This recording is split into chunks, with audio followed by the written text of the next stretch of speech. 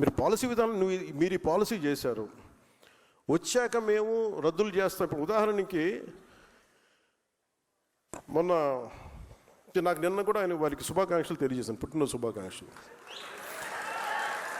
అంటే మనస్ఫూర్తిగా చెప్తాను, నాకు లోపల ఎవరు శత్రువు కాదు. నాకు వారి విధి విధానాలతోనే నేను వ్యతిరేకిస్తాను తప్ప నాకు ఎప్పుడు కూడా శత్రుత్వం లోపల ఉండదు. మీరు కనుక మీ విధి విధానాలతోటి ప్రజలకి ఇబ్బంది కలిగితే నేను ఇంకా గొడవ పెట్టుకోవడానికి నా జీవితకాలం సంసిద్ధం. నేను అసలు నాకు ఆ భయం కూడా లేదు.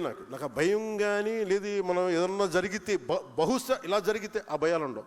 అలాంటివి కూడా ఇక్కడ దాకా ఎందుకు వస్తాం, రాం ఉండం పోతాం, కానీ అడుగు ముందుకే వేస్తాం. దేనికి వేస్తాం అడుగు? పిచ్చి ఐడియాలజీతోటో లేదంటే పిచ్చితో కాదు, చాలా బలమైన ఐడియాలజీ ఉంది కాబట్టే బతుకుతాం. కాబట్టి ఆ ధైర్యం, that with in the constitutional limits. అంటే రాజ్యాంగ పరిధిలోనే మాట్లాడతాం, పోరాటం చేస్తాం తప్ప ఇంకా అవసరం అనుకుంటే లాస్ట్ ఫేజ్ రోడ్ల మీదకి వచ్చి గొడవ పెట్టుకోవాలి. మన తెలంగాణ బోర్డర్లో మనం గొడవ పెట్టుకున్నట్టుగా అప్పుడు దాకా ఇంకా రావాలంటే దట్ ఇస్ లాస్ట్ ఫేజ్. ఇంకా తప్పదు. చాలాసార్లు మనకి రాయబారం నడిపి మంచిగా చెప్పి మంతనాలు జరిపిన తర్వాత ఇంకా కాదుకూడదు అనుకుంటే ఈ చొక్కా మడిచి ముందుకు రావడం పెద్ద ఇబ్బంది ఏం కాదు మనకి.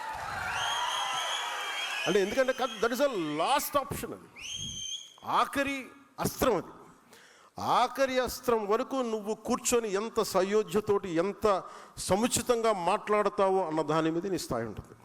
యాజ్ ఎ లీడర్స్గా నేను మీకు ఇచ్చేది బాధ్యత. మీరు తెలుసుకోవాల్సింది ఇది.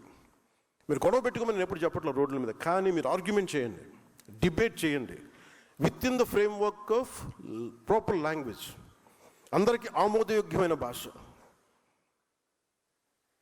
అలాగే పొద్దున్నే నేను గౌరవ ముఖ్యమంత్రి నారా చంద్రబాబు నాయుడు గారికి ఒక క్యాబినెట్ మీటింగ్లో మాట్లాడుతూ ఆంధ్రప్రదేశ్కి అభివృద్ధి గురించి అన్ని మాట్లాడుతూ మేజర్గా టూరిజం పాలసీ గురించి వచ్చింది.